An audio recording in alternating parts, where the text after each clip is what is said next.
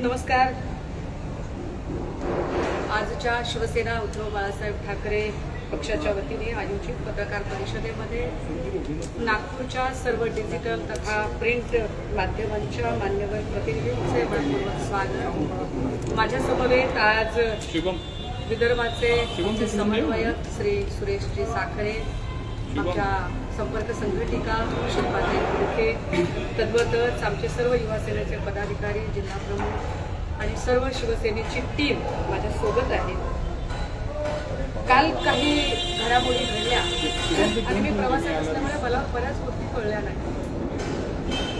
काल आपण सगळ्यांनी पाहिलं की ललित पाटीलला काल तो पोलिसांच्या स्वाधीन झाला, त्याचं स्टेटमेंट आलं, मी पळालो नाही, मी पळून लावण्यात आलं. मला महाप्रबोधन यात्रेची आज उद्घाटकीय सभा होते आणि संध्याकाळी अजून बऱ्याच गोष्टी मला बोलायच्या आहेत, पण काही गोष्टी महत्त्वाच्या अजून आहेत, ज्यातला अर्धा भाग मी संध्याकाळी बोलेन, अर्धा भाग आता बोलेन. मी गेल्या 15 दिवसापासून पाठपुरावा करत असताना मी वारंवार असं सांगितलं की पक्षीय राजकारण म्हणून नाही, मी हाडाची शिक्षिका आहे, माझ्या विद्यार्थ्यांच्या भवितव्याची मला चिंता आहे. पुणे हा एज्युकेशनल हब आहे, उडता पंजाब सारखा उडता महाराष्ट्र, उडता पुणे होऊ नये यासाठी तरुणाईच्या भवितव्याची आणि आरोग्याची चिंता करत मी हे ड्रगचे मुद्दे उपस्थित करत आहे. आणि ते मुद्दे उपस्थित करताना मी काही मंत्र्यांना पण मी ठामपणे प्रश्न विचारले, त्यातल्या एकही शब्दात मी ते गुंजाव करत नाही. पण यानंतर काल 2 स्टेटमेंट होते, ते फार महत्वाचे होते. त्यातलं एक स्टेटमेंट होतं ते शंभूराजे देसाईंचं. ते असं म्हणाले की मी तुम्हाला अल्टिमेटम देतोय, 24 तासाच्या आत माफी मागा, नाहीतर काय करायचं? जीव घ्याल माझा, मला कुठल्या तरी प्रकरणात अडकवाल, माझ्या कुटुंबाला अडकवाल, नाहीतरचा अर्थ काय? घाबरवताय मला धमक्या देताय. शंभूराजी, तुमचं माझं कधी 1 to 1 बोलणं झालेलं नाही, तुमचं माझं धुराबंधाऱ्याचं भांडण नाही. माझ्या संबंध आयुष्यामध्ये 4-5 नोकऱ्या सोडताना एकदाही मागे वळून बघितलेलं नाही. बापाच्या करोडोच्या इस्टेटीतला 1 रुपया घेतलेला नाही आणि नवऱ्याच्याही इस्टेटीतला 1 रुपया घेतलेला नाही. अत्यंत स्वाभिमानाने आयुष्य जगत आहे. खडू आणि फळा आणि पुस्तकं याच्यापेक्षा काही नाहीये. घरात कधीही पोलीस पाठवा, भांड्यांपेक्षा पुस्तकं जास्त निघतील. पण तरी तुम्ही धमक्या दिल्यात आणि तुम्ही म्हणालात की माफी मागा. मी कशासाठी माफी मागायची? मी तुम्हाला काही प्रश्न विचारले आणि ठामपणे विचारले. पुण्यामध्ये ससूनच्या अगदी गेटवर 2 कोटीचा ड्रग सापडतो. याच्यात काही चिंताजनक वाटत नाही? मी तुम्हाला का बोलतेय? माझं पोट दुखत असेल तर मी अंगठ्याला मलमपट्टी करेल का हो? अहो, एक्साईजशी संबंधित विषय आहे तर मी तुम्हालाच बोलेल ना. मी काही कृषी मंत्र्याला बोलेल का की मी शिक्षण मंत्र्याला बोलेल? जर शिक्षण विभागाचा विषय असेल तर मी त्यांना बोलेल, पण विषय जर राज्य उत्पादन शुल्कशी संबंधित असेल तर मी तुम्हालाच प्रश्न विचारेल. देसाई साहेब, तुम्हाला अजिबात हे चिंताजनक वाटत नाही का की येरवड्याच्या कोर्ट परिसरामध्ये चरस सापडला? हरिश्चंद्र पासदे याच्यावर गुन्हा नोंद केलाय 530/23 नुसार. हे पेपर आहेत, माध्यमांना हवे असतील, माध्यमांनी चेक करावे. हे चेक करावे यासाठी म्हणावं लागतंय कारण उगाच काहीतरी हवेत पेपर भिरकावला असं नको व्हायला. सो यू कॅन व्हेरीफाय की कोर्टाच्या परिसरामध्ये कशा पद्धतीने चरस सापडली. तुम्हाला काहीच वाटत नाहीये का की नाशिकमध्ये 200-300 कोटीचा ड्रगचा कारखाना उभा राहिला?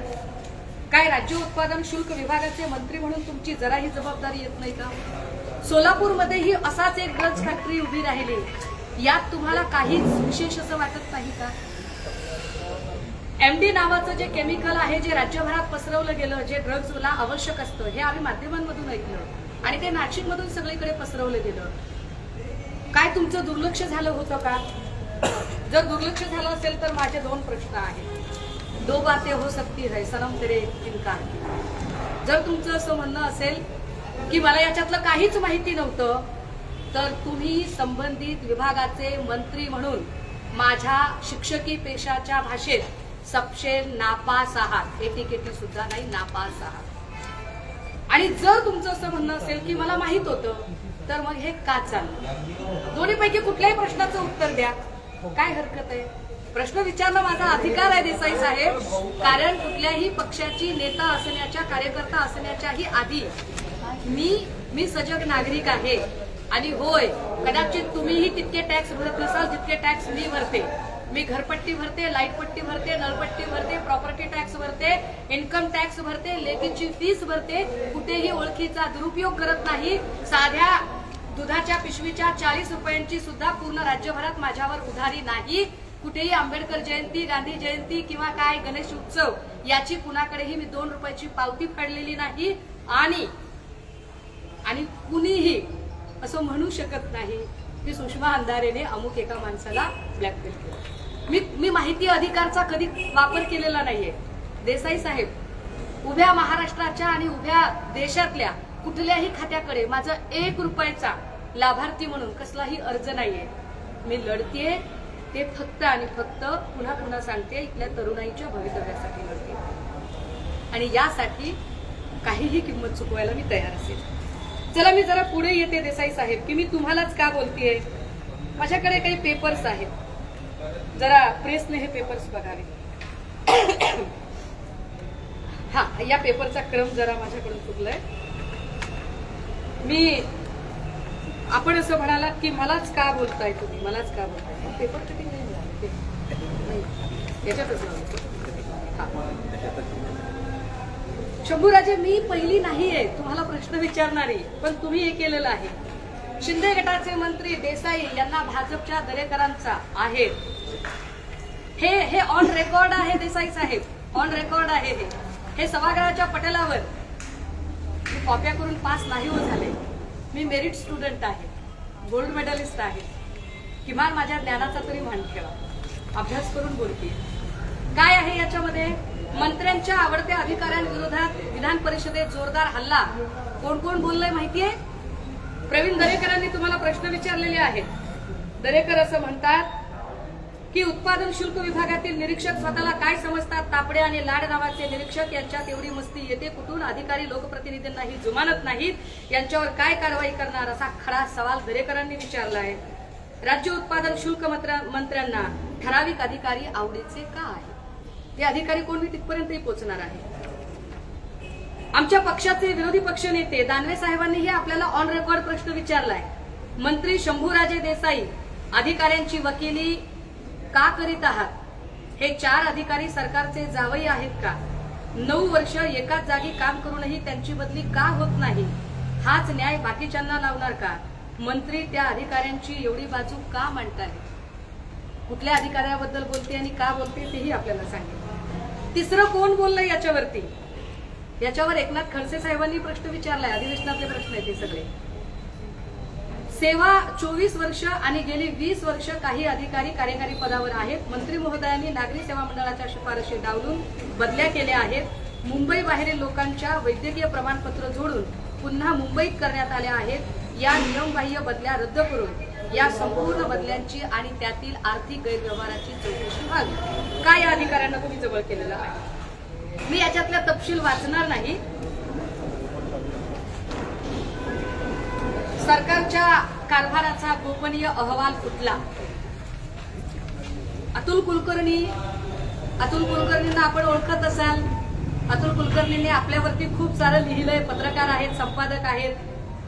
अतुल कुलकर्णींनीही बराच वेळ याच्यामध्ये खूप भेळ खाता भेळेच्या कागदावर लिहिलेला मजकूर याच्यामध्ये त्यांनी बऱ्याच पद्धतीने की तुम्ही तुमच्याकडे काही मंत्री कशा पद्धतीने तुमच्या मर्जीतले आहेत आणि यांचे हात ओले होतात का यावरती लिहिलेलं आहे. चला मी जरा अजून पुढे जाते कारण खूप मुद्दे आहेत. हा, हे भाई जगतापांचं स्टेटमेंट आहे. काँग्रेसचे नेते भाई जगताप असं विचारतात, राज्य उत्पादन शुल्क मंत्र्यांचे ठराविक अधिकारीच आवडीचे आहेत का? कशावरून विचारत आहेत? त्यांनी विचारलंय नागरी मंडळाच्या शिफारशी डावलून नियम मोडून केल्या बदल्या. नागरी सेवा मंडळाने 55 बदल्या सुचवल्या, त्यापैकी 10 बदल्या मंत्री कार्यालयाने बदलल्या. ते करताना जे लोक वर्षानुवर्ष कार्यकारी पदावर आहेत त्यांना पुन्हा त्याच पदावर ठेवलं गेलं. एस.आर. लाड हे 12 वर्ष, संदीप मोरे, एस.पी. पाटील, पी.आर. तावडे हे अधिकारी पनवेल, ठाणे, मुंबई परिसरात आहेत. निरीक्षक नंदकुमार जाधव पुणे जिल्ह्यात सतत 10 वर्ष कार्यरत आहेत. एसीबी सह अन्य गंभीर प्रकारचे गुन्हे असणाऱ्या अधिकाऱ्यांनाही मुंबई ठाण्यात क्रीम पोस्ट देण्यात आलेले आहे. वैद्यकीय प्रमाणपत्रांची शहानिशा करण्यात आलेली नाही. 7 अधिकाऱ्यांच्या मुदतपूर्व बदल्या करण्यात आलेल्या आहेत. स्वतः जगताप काय म्हणाले, भाई काय म्हणाले बघा, या बदल्यांमध्ये मोठा आर्थिक व्यवहार झाला आहे. आमची लक्षवेधी 2 वेळा पुढे ढकलली गेली. उत्तरात मंत्र्यांनी खोटी माहिती दिली. मी का बोलले, देसाई साहेब तुम्ही ऑन रेकॉर्ड खोटी माहिती दिली असं मी नाही, असं भाई जगताप म्हणतात आणि ऑन रेकॉर्ड सभागृहाच्या पटलावर म्हणतात. ते पुढे असं सांगतात की उत्तरात मंत्र्यांनी खोटी माहिती दिली. आपण माहितीच्या अधिकारात सगळी माहिती गोळा केली आहे. याआधी या विभागात इतक्या बेधडकपणे नियमबाह्य बदल्या कधीही झाल्या नव्हत्या. देसाई साहेब जेवढ्या तुमच्या काळात झालेल्या आहेत. ठराविक अधिकाऱ्यांवर मंत्र्यांचे प्रेम योग्य नव्हे. मुदतपूर्व बदली करताना घरी कोणी ना कोणी आजारी असल्याचे पत्र घेण्यात आले. आई वडील, मुलगी, पत्नी आजारी असणाऱ्यांना मुंबई, नागपूर सारख्या क्रीम पोस्ट देण्यात आल्या आणि हे देसाई साहेबांनी केले असे ऑन रेकॉर्ड आरोप भाई जगतापांनी केले. देसाई साहेब या सगळ्या लोकांना तुम्ही म्हणाला नाही, अल्टिमेटम नाही दिला. सुषमा अंधारेचा आर्थिक स्तर जरा ती गरिबी रेखाटली आहे म्हणून ती एका अत्यंत काय म्हणता येईल त्याला अपेक्षित समूहातलं येते म्हणून तिला हैराण कराल तुम्ही, म्हणून धमक्या द्याल आणि घाबरवाल. बरे चला अजून पुढे मी का बोलते त्याचा आधार आहे. हे सगळं होताना तुम्ही म्हणालात की कशाच्या आधारावर बोलताय. मी काल एक वाक्य बोलले होते, प्रेसच्या समोर बोलले होते. मी असं म्हटलं होतं की औरंगाबाद डिस्टिलरीज नावाची एक कंपनी होती. या कंपनीचा महसूल देसाई साहेबांमुळे बुडवला गेला. कोट्यावधीचा महसूल होता. माझ्या हातात पत्र आहे, वेग बोलत नाहीये मी, पत्राची कॉपी देईन आपल्याला. काय विषय आहे हा, राज्य उत्पादन शुल्क मंत्री शंभूराजे देसाई यांच्या भ्रष्ट कारभाराबाबत. विषय क्रमांक 1, औरंगाबाद डिस्टिलरी कंपनी, वालचंद नगर, तालुका इंदापूर, जिल्हा पुणे या डिस्टिलरीने अवैधरित्या शुद्ध मद्यार्काचा पुरवठा अवैध पेय मद्य निर्मितीसाठी केला होता. मी जरा नागपूरमधल्या पत्रकारांना सांगितले पाहिजे आणि महाराष्ट्राला सांगितले पाहिजे. पुण्यातले आधीचे अधिकारी असणारे सन्माननीय महेश झगडे साहेब यांनी ताडी विक्री पूर्णतः बंद केली होती. झगडे साहेबांच्या नंतर आलेल्या राजपूतांनी मात्र ताडी विक्री पुन्हा सुरू केली. राजपूतांचा एपिसोड सुरू केला. डिस्टिलरी कंपनी अवैधरित्या शुद्ध मद्यार्काचा पुरवठा अवैध पेय मद्य निर्मितीसाठी केला होता. ह्या अवैध मार्गाने सदर डिस्टिलरीने महाराष्ट्र शासनाचा 143 कोटी. देसाई साहेब मला माहित नाही हो 1 कोटीतही किती शून्य लागतात ते, कारण आयुष्यात कोणाची कसली उधारी नाही आहे. पण बँक ऑफ इंडियाचं एक घरासाठीचं माझं कर्ज आहे आणि त्याचे हप्ते भरताना फार प्रामाणिकपणे मला कसरत करावी लागते. 143 कोटी किती म्हणजे तुम्हाला चांगले कळत असते.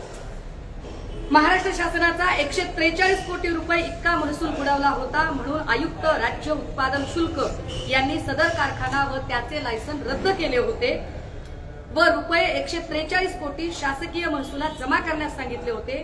त्या विरुद्ध ही जी फॅक्टरी आहे औरंगाबाद डिस्टिलरी ही माननीय उच्च न्यायालयात दाद मागण्यासाठी गेली असता न्यायालयाने सुद्धा आयुक्तांच्या आदेशात हस्तक्षेप न करता विभागास नियमानुसार निर्णय घेण्यास अर्थात 143 कोटी रुपये भरलेच पाहिजे हे कोर्टाने सांगितलं होतं. साहेब आपण काय केलं त्याचं, तुम्ही म्हणाल याला आधार काय. आधार हे पत्र आहे. काय लिहिलंय या पत्रामध्ये, क्रमांक DYS 0823/RA24/ राज्य उत्पादन शुल्क 2 दिनांक 5 सप्टेंबर 2023. हा लांबचं सांगत नाहीये देसाई साहेब. बात निकलेगी तो दूर तलक जाएगी. मी एकाच महिन्यापुरतं पोचली हो. लयच अभ्यासू लेकरू आहे, लय दिव्याखाली अभ्यास केलाय.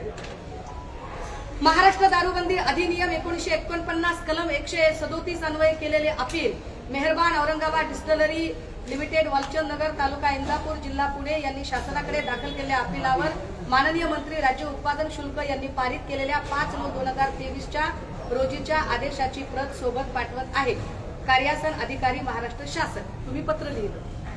तुम्ही तुमच्या दालनात बैठक बोलावली. 143 कोटीचा महसूल बुडवलेल्या कंपनीचं ज्याचं लायसन रद्द झालं होतं, हायकोर्टाने सांगितलं होतं की त्याच्यात कुणी हस्तक्षेप करायचा नाही. असं असतानाही त्या कंपनीची हिअरिंग तुम्ही तुमच्या दालनात बोलावली. पत्र आहे, त्याचं पत्र आहे.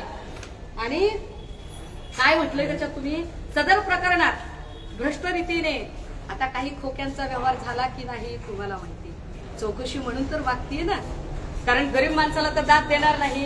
देसाई साहेब तुम्ही सांगा, मी जर तुमच्याकडे आले आणि म्हणलं दादा जरा एक कप चहा प्यायचा होता आणि सहजच विचारायचं होतं, सांगाल तुम्ही मला माहिती, द्याल मला माहिती. याच्यामध्ये तुम्ही स्थगिती आदेश पारित केले, मंत्री यांनी स्वतःच्या खासगी महसुलात तुम्ही हे जमा करून घेतलं.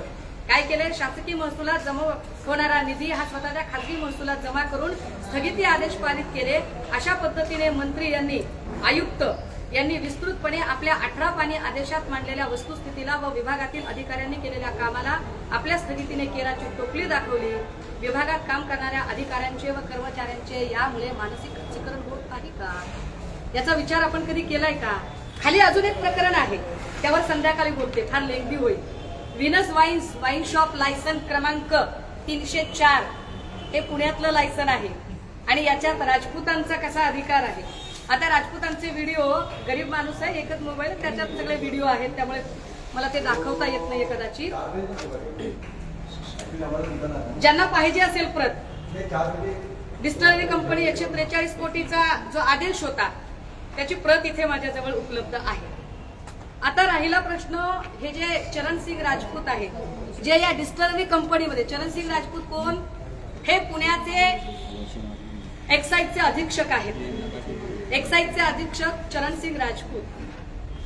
या चरणसिंग राजपूतांच्या अधीन अजून एक अधिकारी मिस्टर अबानी यांचा व्हिडिओ झी24 तासने दाखवला होता. 5 दिवसांपूर्वी दाखवला, तो मी ट्विट केला. फुकट दारू प्यायला देत नाही म्हणून हॉटेलच्या मॅनेजरला मारहाण करतानाचा व्हिडिओ होता. त्यांचा काल 2 दिवसापूर्वीचा अजून एक व्हिडिओ आहे, मी ट्विट करते थोड्या वेळात, तो आत्ता माझ्याजवळ उपलब्ध नाहीये. एका बाईला मारहाण करताना रस्त्याने मारहाण करत आहेत. कारण काय ती त्याच्या आता इथं बोलत नाही. असे अधिकारी, यावरती काय बरं राजपूतांनी कारवाई केली? राजपूतांनी का ताडी चालू केली? जी ताडी झगड्यांनी बंद केली होती ती ताडी पुन्हा राजपूतांना का चालू करावी लागली? राजपूतांचं आणि आपलं असं काय सख्य आहे की आपण राजपूतांवरच्या कुठल्याच तक्रारीकडे लक्ष देत नाही? बरं, राजपूत आहेत काय? राजपूत यांनी नोकरीवर लागताना भामटा राजपूत हे जात प्रमाणपत्र जोडले होते. बाल की खाल निकालून घे, धमकावताय तुम्ही मला. गरीब माणसाकडे तत्वाशिवाय आणि निष्ठेशिवाय दुसरं काहीच नसतं देसाई साहेब. माझ्याकडे माझा स्वाभिमान आणि माझी तत्वनिष्ठा याच्या पलीकडे काहीच नाही. प्रति माननीय मिलिंद म्हैसनकर, अप्पर मुख्य सचिव विमानचालन, सामान्य प्रशासन विभाग, राज्य उत्पादन शुल्क, केअर ऑफ, माननीय आयुक्त साहेब, राज्य उत्पादन शुल्क आयुक्तालय, महाराष्ट्र राज्य, 2रा मजला, जुने कस्टम हाऊस, किल्ला हामेमन सर्कल, मुंबई. विषय श्री चरणसिंग बाबूसिंग राजपूत यांच्या बोगस जात वैधता प्रमाणपत्राची सखोल चौकशी होऊन कार्यवाही होण्याबाबत. मला तात्काळ ते पत्र मिळालं नाही, पण त्याच्या काही ज्या कॉपी मिळाल्यात त्या मी आता सोबत ठेवल्या आहेत. चरणसिंग राजपूतांचं जात प्रमाणपत्रच बोगस आहे याची चौकशी चालू आहे. मुळात यावरती लोकांनी तक्रारी अर्ज दाखल केलेत. भामटा राजपूत संघटनेची त्याच्यावरती विशेष मागणी आहे की याची सुनवाई घ्या म्हणून. हा अधिकारी तुमचा अत्यंत चहेता अधिकारी आहे. मला सांगा देसाई साहेब की या सगळ्यांमध्ये मी का तुम्हाला प्रश्न विचारू नये? फक्त मी एका राजकीय पक्षाची आहे म्हणून विचारायचं नाही का? चला सोडून द्या राजकीय पक्ष, सगळी कवच कुंडला बाजूला ठेवा. आता मी सामान्य नागरिक म्हणून नाही विचारायचा तुम्हाला प्रश्न? माझा बाप, माझा भाऊ, माझा लेक, कुणीतरी माझा विद्यार्थी जर एखाद्या ड्रगच्या विळख्यात अडकत असेल तर मी नाही बोलायचं याच्यावरती? हा प्रश्न विचारण्याचा मला अधिकार असेल. आता राहिला प्रश्न, मी डॉक्टरांच्या चौकशीचं का बोलते, मी डॉक्टरांची चौकशी का मागते, मी त्याचंही सांगितलं पाहिजे. NIA ची टीम महाराष्ट्रात आली होती. प्रदीप शर्मा वगैरे नावं आपल्या सगळ्यांना माहिती आहे. प्रदीप शर्मा त्याच बराकीत होते ज्या बराकीमध्ये ललित पाटील होते. 15 महिन्यापासून बराकीत आहेत ते आणि रुग्ण म्हणून उपचार घेत आहेत. काय शर्माला आजार असेल बरं की तो 15-16 महिन्यापासून तिकडे उपचार घेत आहे? काहीतरी झालं असेल ना. अरे केमोथेरपी सारखा जरी भयंकर काही कर्करोगावरची उपचार पद्धती असेल तरी पण इतका वेळ लागत नाही ना. ललित पाटीलला महेश हर्निया झाला सांगितलं होतं. हर्नियामध्ये लागतात 9 महिने. ओबेसिटीचं ऑपरेशन लागतात 9 महिने. किती किती बदलाल तुम्ही ट्रीटमेंट, लाईन ऑफ ट्रीटमेंट. डीनच्या ही खाली अजून एक गोष्ट असते, ती असते सुप्रिटेंडंटची, जे त्या बराकीला बघतात. कोण कोण होते त्या सुप्रिटेंडंट मध्ये? 1.25 वर्षामध्ये साधारणतः 5 सुप्रिटेंडंट बदलले गेले. त्यातला एक सुप्रिटेंडंट फार महत्वाचा आहे, जो दाखल करून घेताना होता. सुरुवातीला होते अजय तावरे, नंतर होते यल्लाप्पा जाधव, तिसरे होते सुनील भांबळे, चौथे विजय यादव आणि आता आहेत किरण जाधव. किरण जाधव आता आहेत. अजय तावरेंच्या बद्दल जरा सांगितली पाहिजे माहिती, की मी सांगायची गरज आहे का? आरोग्यमंत्र्यांना हे माहित नाही का? मी का आरोग्यमंत्र्यांचं नाव घेते पुन्हा पुन्हा? हे तावरे तेच आहेत जे किडनी रॅकेट प्रकरणामधले मुख्य आरोपी होते, जे अवयव प्रत्यारोपण समितीला अध्यक्ष होते, सदस्य होते. अरे माणसाच्या जीवाची काही किंमत आहे की नाही? मी तोड पाण्यातला माणूस नाहीये हो.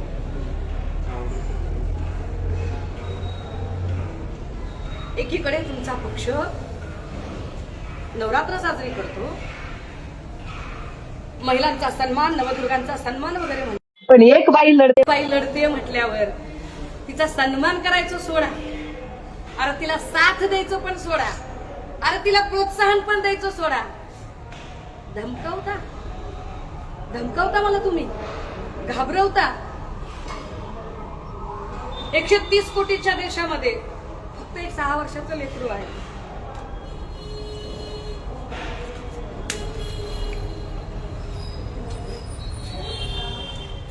देवेंद्र फडणवीस साहेब काल 40 सेकंदाचा आपण बाईट दिला. 40 सेकंदाचा बाईट देताना आपण काही गोष्टी सांगितल्या. माझ्या काल मेंदूतच घुसत नव्हतं. एअरपोर्टला मला बोलत होते तेव्हा, कारण कदाचित काल माझ्या भावाचा अपघात झालाय. डिस्टर्ब आहे, डगमगणार नाही, घाबरणार तर अजिबात नाही. आपण असं म्हणाला फडणवीस साहेब की बोलणाऱ्यांची तोंड बंद होती. काय आहे हा? इशारा आहे? ही धमकी आहे? तोंड बंद कराल म्हणजे काय करा? संपवून टाकाल? की मलिक आणि अनिल देशमुखांना अडकवलं, राऊतांना अडकवलं तसं मला अडकवाल? अडकवाल तर कशात अडकवाल? आयुष्यभर संवैधानिक भाषा सांगत आली आहे, आयुष्यभर कायदा आणि कलमाशिवाय काही बोललेली नाहीये. अडकवाल तर कशात अडकवाल? फडणवीस साहेब, आपण विसरताय का? आपण एका पक्षाचे नेते नाही आहात, आपण या राज्याचे गृहमंत्री आहात. या राज्यातल्या प्रत्येक नागरिकाने विचारलेल्या प्रश्नांचं उत्तर देणं हा आपला अधिकार आहे. फडणवीस साहेब, आपल्याला असं का वाटतंय की आपली आणि माझी काही दुश्मनी आहे? मी कधी तुमच्याबद्दल बोलताना भाऊ आणि तुमच्या पत्नीबद्दल बोलताना वहिनी असे आदरार्थी शब्द काढून बोललीये. आपला उपमर्द होईल असं आणि वेग असं काहीच बोललेली नाहीये. जर मला काही माहिती हवी आहे आणि मी आपल्याकडून ती माहिती मागतेय, मी असं म्हणते की अरे उडता महाराष्ट्र नाही झालं पाहिजे, ड्रग्ज मुक्त महाराष्ट्र तुम्ही म्हणता एकीकडे, कसा ड्रग्ज मुक्त महाराष्ट्र होईल? एका अर्थाने तुम्ही इशारा देताय ना की जो कोणी या ड्रग्जच्या विरोधात बोलेल त्याने गप्प राहा रे, शांत राहा रे. ही धमकी आहे. फडणवीस साहेब, धमकी नकात न देऊ. बजरंग दलाने मानेवर तलवारी ठेवल्या होत्या इथेच यवतमाळमध्ये, विषप्रयोग झाले, जिवंत आणि अशा पद्धतीने इशारे द्यायचे असतील तर इशारे ड्रग्ज माफियांना द्या. ललित पाटील सारखा माणूस मी पळालो नाही, मी पळवून लावला गेलो असं का म्हणतोय, याची उत्तरं तुम्ही शोधली पाहिजे. माझ्यासारख्या एका अत्यंत मध्यमवर्गीय माणसाला धमकावण्यात काय अर्थ आहे हो? आणि हो, अजून एक, ही सगळी लढाई उभी करताना हे अजिबात डोक्यात नाहीये की माझ्या पाठीशी कुणी आहे की नाही, पक्ष, संघटना, व्यक्ती, नावं किंवा काही अजून. मला कुणाच्या मॅन्युप्युलेशनमध्ये पण जायचं नाहीये, हे पण स्पष्टपणे. म्हणजे काही जणांना जर एकमेकांच्या शिकारी करण्यात इंटरेस्ट असेल तर I am not interested in that game. मला त्याही भानगडीत पडायचं नाहीये. माझ्याकडे जेवढं आहे ते मी समोर ठेवलंय. मला याची उत्तरं हवी आहेत. अजून मी संध्याकाळी बोलेन. संध्याकाळी महाप्रबोधन यात्रेची उद्घाटन सभा आहे. काही लोक म्हणाले की फडणवीसांच्या बालेकिल्ल्यातून सभा होते का, तर अजिबात नाही. मला नाही वाटत की हा फडणवीसांचा बालेकिल्ला आहे. मला नाही वाटत की हा RSSचा बालेकिल्ला आहे. मी नागपूरमध्ये माझ्या उद्घाटन महाप्रबोधनाचं उद्घाटन पर्व इथून सुरू करते, कारण ही विश्वरत्न डॉक्टर बाबासाहेब आंबेडकरांच्या दीक्षाभूमीचं ऊर्जा केंद्र आहे, म्हणून मी इथून येते. मला तुमच्या बालेकिल्ल्याची भीती वाटत नाही आणि तुमच्या कुठल्याच ताकदीची भीती वाटत नाही. जे प्रश्न आहेत ते मी विचारलेत आणि या प्रश्नांची उत्तरं महाराष्ट्राचा नागरिक म्हणून आपण द्यावी, एवढीच अपेक्षा.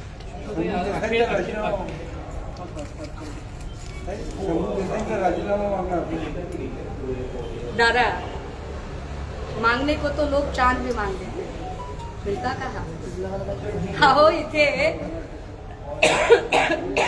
याच भाजपच्या लोकांनी संजय राठोडांच्या आरोपांचं नंतर बघू, आधी राजीनामा द्या म्हटलं.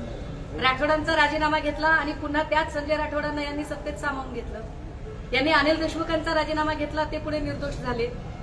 यांनी अशाच पद्धतीने अनेकांच्या विकेट काढायचा प्रयत्न केला. आणि मी जेव्हा म्हणते की अरे तुम्ही निर्दोष असाल तर पुन्हा सत्तेत बसा ना बाबा, हो, पण तुम्ही मंत्रिपदांच्या जागांवरती जर असाल तर तुम्हाला नाही का वाटत की ती तुम्ही यंत्रणा प्रभावित करताय? एका मंत्र्याच्या विरोधात कदाचित एखादा वर्ग 2 वर्ग 3चा अधिकारी कसा काय तपास करू शकेल?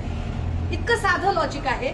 राज्याच्याच यंत्रणेवर आक्षेप असतील तर केंद्राच्या यंत्रणेने तपास करावा, इतकी साधी अपेक्षा आहे. यात राग काय येतोय? मी भुसे साहेबांचं स्वागत करते, सन्मान करते की भुसेंनी किमान ही तत्परता तरी दाखवली, सकारात्मकता दाखवली की okay, I am ready to each and every type of inquiry. मी कुठल्याही इन्क्वायरीला तयार आहे. देसाईजी खरं बोलल्यावर सगळ्याला राग येतो. म्हणजे तुम्ही का चिडलाय? शांत हो. ताई, आता थिंकिंग करताना लास्टमध्ये बोलले की माझ्या मागे, मला माहित नाही की माझ्या मागे माझा पक्ष नेमकं काय तुमचं? नाही, याचा अर्थ लगेचच काहीतरी बिटवीन द लाईन काढू नका.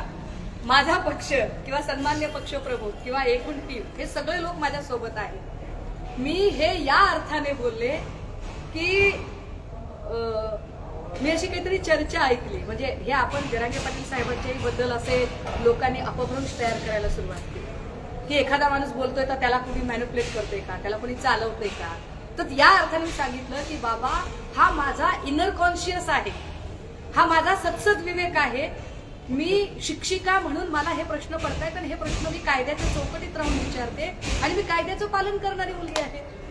काल राहुल नार्वेकर आणि मुख्यमंत्री एकनाथ शिंदे यांच्यामध्ये बंद दाराआड चर्चा झाली. आमदार अपत्य सुनावणी अजून काय वाटतं तुम्हाला? कशा सभ्य माणसांनी दाराआड डोकावू नये आणि जे सभ्य असतात ते दारं उघडी ठेवून चर्चा करतात. आता ह्या 2 लोकांनी दारं बंद का केली आणि त्यांच्या सभ्यतेच्या व्याख्या काय आहेत हे मला माहिती. तुम्ही सरकारला घाबरल्या दिसता, तुम्ही भावनिक झाल्या. नाही, तुम्हाला ऐका, मी म्हटलं की माझ्या भावाचा काल ऍक्सिडेंट झाला. मला कुटुंब पण आहे आणि माझी 6 वर्षाची मुलगी सगळं हे बघत रोज जी फोन करते. सो फक्त मी घाबरत नाही दादा. तुम्हाला असं वाटतं एवढी साधी असते ना तर इथपर्यंत आलेच नाही. फार खंबीर आहे. फक्त काल मला आपण प्रश्न विचारत होतात एअरपोर्टवर आणि मला त्याची उत्तरं देता येत नव्हती, कारण मी माझ्या ट्रान्समध्ये होते. मी जर कुणी असेल सोबत, मी पाणी मागत होते, मला पाणी पाहिजे त्यावेळेला. कारण त्यावेळेला मी म्हणजे अक्षरशः मी व्हीलचेअरमधून मला बाहेर आणलेलं होतं. मी कोलॅप्स झाले होते फ्लाईटमध्ये आणि मला अचानक जेव्हा कळलं की भावाचा ऍक्सिडेंट झाला, सो मी त्याच्यातनं गांगरून बाहेरच पडलेली होती. त्यामुळे इमोशनल होणं एक वेगळी गोष्ट आहे आणि घाबरणं एक वेगळी गोष्ट आहे. आणि घाबरणे हा शब्द माझ्याकडे नाही.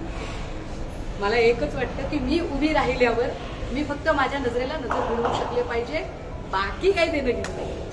एमडी ड्रग्स प्रकरणामध्ये ज्या पद्धतीनं फॅक्टरीज आता सुरू आहे सोलापूरमध्ये, नाशिकमध्ये, पूर्वीचा काळ असा होता 12-12 वर्षापूर्वी नाफ्ताच्या फॅक्टरी सगळीकडे लागायच्या आणि नाफ्ता नंतर पेट्रोलमध्ये मिक्स करायचं. आता हे सगळे माफिया आहे, सगळे एमडी ड्रग्सच्या मागे लागलेले आहे. या सगळ्या प्रश्नावरती अत्यंत महत्त्वाचा प्रश्न आहे नागपूरपासून मुंबईपर्यंत तरुणाई जी आहे काही प्रमाणात ती विळख्यात गेलेली आहे. MD पासून राज्याला वाचवण्यासाठी सर्व पक्षांनी एकत्र येऊन आगामी हिवाळी अधिवेशनामध्ये काही ठोस असं होणार आहे का आरोप प्रत्यारोपापर्यंत ते राहणार आहे? दादा मला हाच प्रश्न विचारायचा आहे. मी म्हणून देसाई साहेबांना बोलते आणि गृहमंत्र्यांना बोलते पुन्हा पुन्हा की एक साधं ब्युटी पार्लर जरी उघडायचं असेल तर त्याच्यासाठी मला रेंट अग्रीमेंट द्यावं लागेल, मला GST नंबर काढावा लागेल, शॉप ऍक्ट द्यावा लागेल, काही इन्फ्रास्ट्रक्चर उभं करावं लागेल.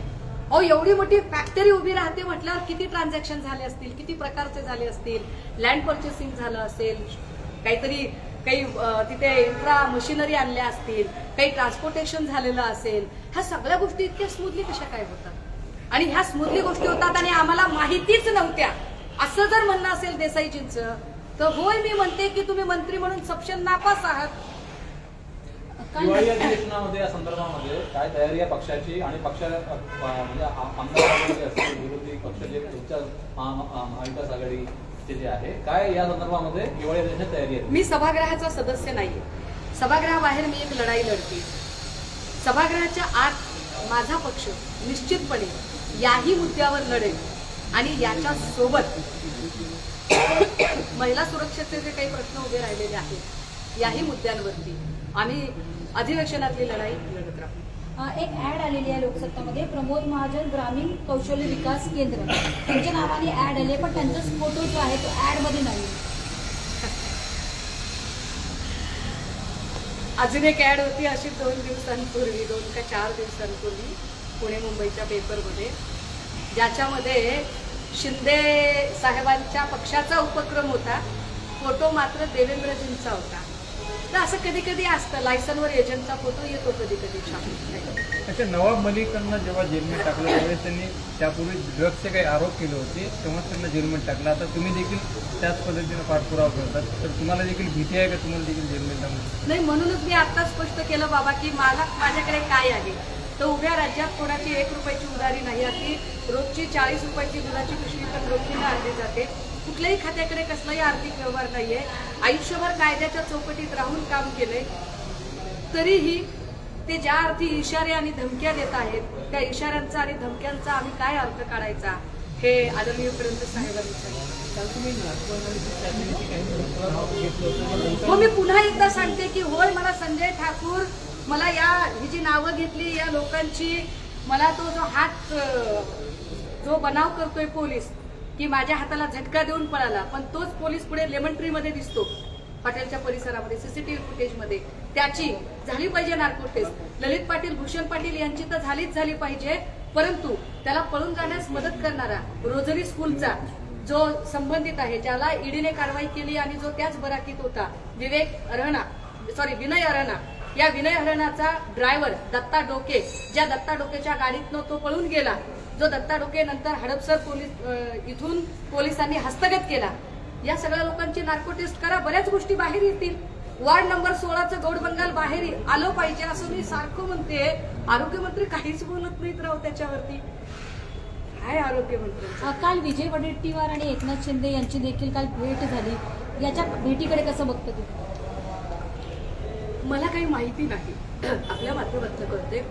त्यांच्या भेटीचा विषयही माहिती नाही आणि त्याचं कारणही माहिती नाही. कदाचित ते कारण हा जो सगळा विषय चालू आहे हेही असू शकतं किंवा कदाचित अजून काही वेगळं असू शकतं, पण मला त्याच्यातली निश्चित माहिती. बऱ्याच दिवसापासून अशी चर्चा सुरू आहे की विजय वडेट्टीवार भाजपमध्ये जाणार आहेत, तर त्याच्या पार्श्वभूमीवर ही भेट असू शकते का? मला असं वाटतं की मी माझ्या पक्षाच्या वतीने माझ्या पक्षाशी संबंधित घडामोडीवर भाष्य केलं पाहिजे. मी काही काँग्रेसचा प्रवक्ता नाही आहे, त्यामुळे बेटर वे काँग्रेसच्या लोकांनी याच्यावरती बोलावं आणि त्यांना प्रश्न विचारावा. ताई, काल रश्मी ठाकरे टेंबी नाक्या मंडळात गेल्यावर तिथल्या कार्यकर्त्यांनी तिथले लाईट, पंखे, कूलर बंद केले असा आरोप केला जातो. काल खरंच दिवसभर मी इतकी गांगरून होते, म्हटलं की भावाचं ते सगळ्या ह्याच्यामध्ये, पण मला माहिती नाही. पण काय तिकडे नेमकं झालं, काय कशासाठी झालं, काही वेगळी काही कारण होती का, मी निश्चित त्याची माहिती. तुम्हाला नोटीस बजावू डिफेमेशनची असेल, काही मंत्री तशी भाषा करत आहेत दादा.